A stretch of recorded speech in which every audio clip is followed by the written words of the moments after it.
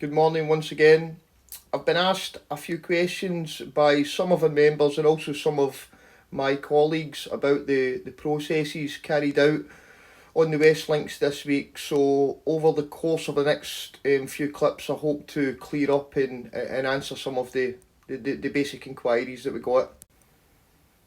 So in terms of resource, how much materials did we use? Well, in total, it was 50 tonnes of medium fine particle size washed dune sand.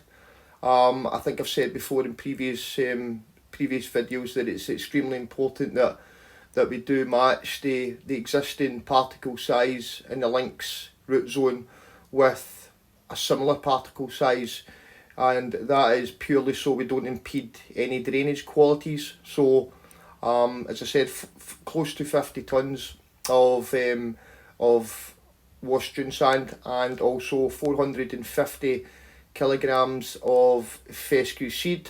Now, the 50 tonnes and 450 kilograms of sand and seed, I should point out, are not exactly spread equally over our 1.5 hectares of greens. We are still in the process of micromanaging certain greens. For example, number 18, number 7, number 13 and number 4 all have various levels of organic matter and therefore perform differently. So some get a little more seed, some get a little more sand, and vice versa.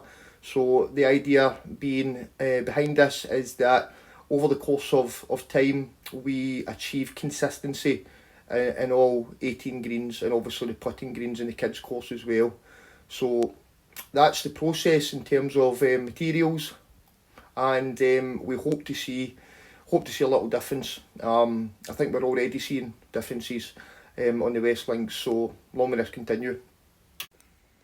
In terms of pot seeding, our method is extremely basic and has been around for a long time. So effectively we buy in 10mm diameter tines and we saw off the edge of the tip of the tine. Now this creates a far larger hole for the far larger seed fescue to be dropped into. It's a very basic process, but it's one that certainly we've found has been beneficial on the course. So very basic. I think I've said before as well, not trying to reinvent the wheel. It's solid cultural practices here on the West Links. So that's the method for pot seeding.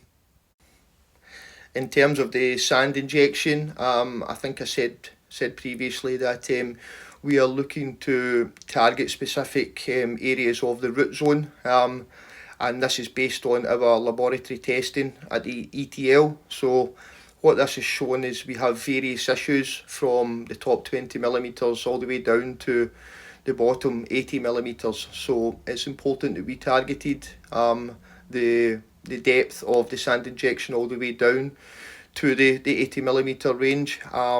Why do we do this? It's purely to dilute the organic matter which exists in these zones. This in turn will lead to firmer and drier putting surfaces, which again in turn will increase the populations of perennial plants such as the bents and fescues, which are synonymous with the best putting greens the world over. So that's purely the reason why we're injecting sand to that depth.